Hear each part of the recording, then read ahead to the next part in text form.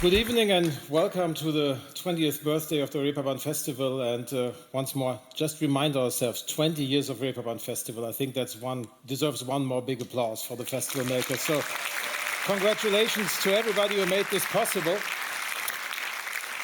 And as you can see, I don't have a desk here or anything because the producers were quite anxious that there might be another hefty politician's speech. So I was supposed not to do that, but to do something quite different. They asked me to talk about the festival motto, Imagine Togetherness, but the producers also said, well, try it a little bit motivational, a little bit emotional maybe too. Make it a little bit, maybe like Ted Lasso in that Apple TV show. You all might remember the guy that put up the belief sign right above the door in the locker room. And I said, okay, making somebody believe usually is the job of coaches or preachers, but not so much politicians.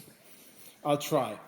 But in order to do so, to try to make you believe in something, I will need the help of some of the music history's greatest philosophers, because a politician can't do this on his own.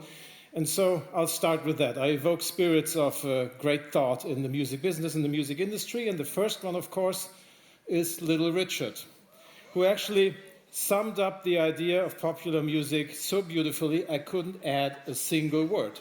A wop, bop, a loo, bop, a lop, bam, boom.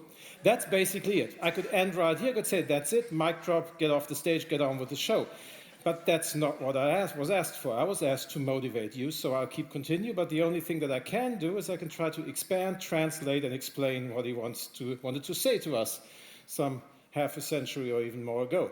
And I can do this with a guy that we already saw in the video at the beginning, and that's Ed Sheeran, because he actually translated what Little Richard meant. He said we could change the world with a piano, add a bass, some guitar, grab a beat, and away we go. And basically that, as we all know, is exactly what Ed Sheeran has done since he started out here at the Reeperbahn Festival in 2011.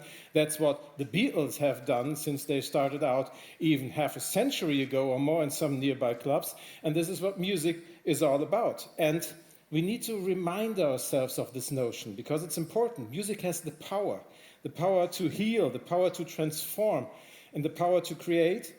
And the reminder of this power is all the more important because there were times, and we heard about this during the evening already, when it was much easier to believe in this power. And this brings me to Joni Mitchell. She sang about Woodstock, everywhere there was song and celebration.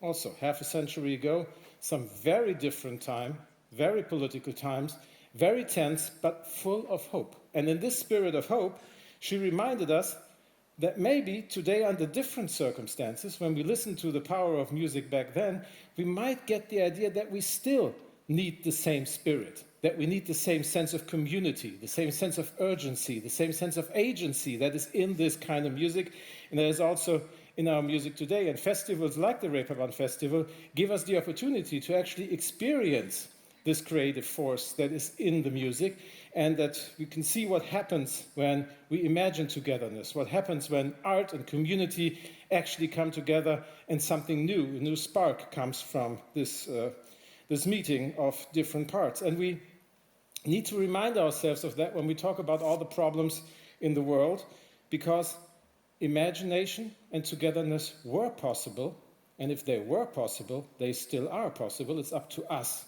to decide ourselves to want togetherness and to want imagination. And this is what Billie Eilish reminds us when she's saying, the old me is still me and maybe the real me, and I think she's pretty. We all know the feeling from looking in the mirror in the morning, at least the older ones among us do, but it's also something that applies to the music and to music industry. The old me is still me, and maybe the real me, and I think she's pretty. So the circumstances change, but at the core, artistically, socially, culturally, a lot remains the same. And it is a good idea to believe in what is actually in this core of music, what is in the core of the music industry, because the old me, the old you, the old us is still pretty if we want that, and if we decide that we want to keep the faith that music can show us a way towards a better present and a brighter future.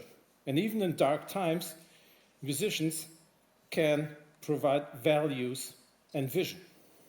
And this leads me to a very old guy, Woody Guthrie, who more than 80 years ago, in 1943, painted a very famous slogan on his guitar: "This machine kills fascists." And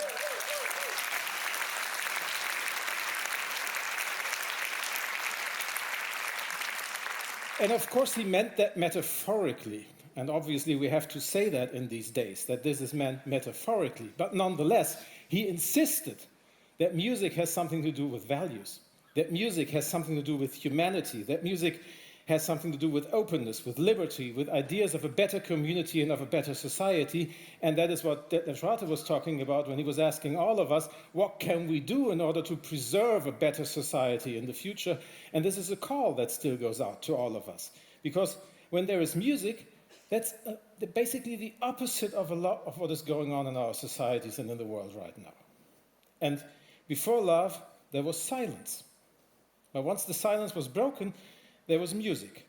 And where there is music, there is no place for hate, for racism, for anti-Semitism, and for fascism. That's what Woody Guthrie meant, and that's what we have to blast out in our societies every single day at every opportunity that we have.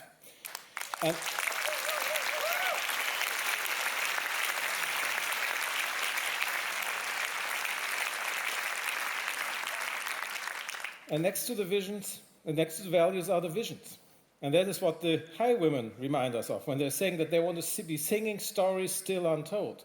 Music has the opportunity to evoke memories, to create future opportunities within stories, and to provide a rhythm that drives us through this world. And we all once knew, when hope is fading, turn the music louder. And we still should be doing that, not to isolate ourselves from a difficult world, but to immerse in this world, to learn about this world, and to find the strength that we need to carry on. And we all know that this is not easy for the industry itself. But there, Beyoncé actually borrowed some quite interesting word from her 90-year-old mother-in-law at the end of the song Freedom. Some of you might remember this when there's an old woman babbling about, talking about, I was served lemons, but I made lemonade. An old saying, but a saying that I think still applies as well to our society as it does to the industry. Because when we look at what is going on right now, the obstacles can be overwhelming and overwhelmingly high. Rising costs, changing markets, overwhelmingly powerful platforms, artificial intelligence, to name just a few obstacles that we heard about this evening. But when we believe that music has the power to change the world, like Ed Sheeran said, it might also have the power to change the circumstances that it's operating under. And that is something that we need to transform from the inside. And if we do so, politics, of course, can help, but you need to squeeze the lemons, you need to make some lemonade, and you need to bring your imagination, your appeal, and your support to the table in order to make that possible for all of us. And that brings me to the greatest of them all, the one that I always return to because I can explain basically every situation in life with him, and that's Bruce Springsteen. And he said famously during the 80s, during his concerts, when he was collecting money for food banks at the end of his concerts, remember, nobody wins unless everybody wins. And this is an important thought. It's an important thought for the entire industry.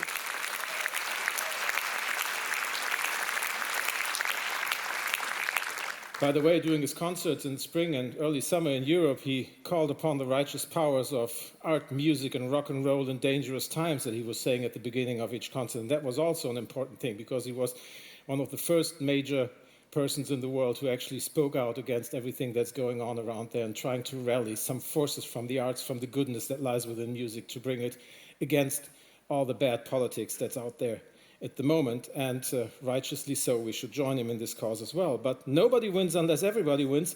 That applies to the industry and to its efforts to join forces, because we need a music ecosystem in which everybody acts in the same spirit of solidarity. Whether you're an artist, a label, a publisher, a streaming network, a booker, or a promoter, you're all in it together. And together we decide what the framework is, we decide what is going on in the music market, and then politics can help, but we need to do it together. We cannot do it for a music industry that wants to go a different way. So we need to join forces, and I can tell you, we from Hamburg, we are glad to join you, and we are glad to help, but we need you as well in order to make this possible. But nobody wins unless everybody wins also applies to all of us. Because that's the interesting thing. Once we decide that we want to be together, we want to be common, the regular math disappears. 1 + 1 doesn't add up to 2. It might even equal 3, because the sum becomes more. Something happens that is not there in the regular, in the thoughtful, in the rational world of politics, of mathematics, or whatever. When the arts come in place, the equation might change, and the equation might expand, and something new might happen there. And this magic is what we need in our societies right now. The idea that it's not just prolonging a path that we are following along, but actually the possibility to create something that is not there, but that we can create if we decide that we want to do this. And every musician that goes on a stage, that goes into a studio, that sits down and writes sheet music is doing exactly that, creating something that isn't in the world, but that's going to be in the world. And this is the force that we have as humans, and I think we should use this force for the better and for good. And Bruce Springsteen...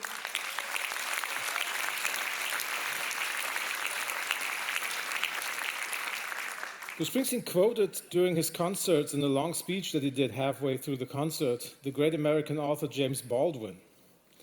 And he quoted him with the sentence, "In this world there isn't as much humanity as one would like, but there is enough." And I think we should hold that thought. There isn't as much humanity as one would like, but there is enough. And we have the opportunity during the festival to let this humanity show. To let it show not during the 4 days of the festival, but also in the industry and in music and in our societies, in our communities. Wherever we go, we just need to remind ourselves that we can do this.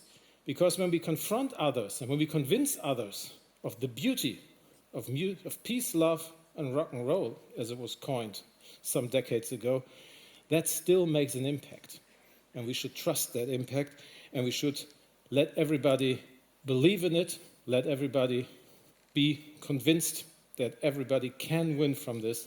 And to go back to Ted Lasso and this Ted Lasso moment, we need you all to believe in that too, in order to make everybody else believe. So I hope you have a blast during the festival and keep that thought in mind. There isn't as much humanity as one would like, but there is enough. Let's spread it. Have a great festival. Goodbye.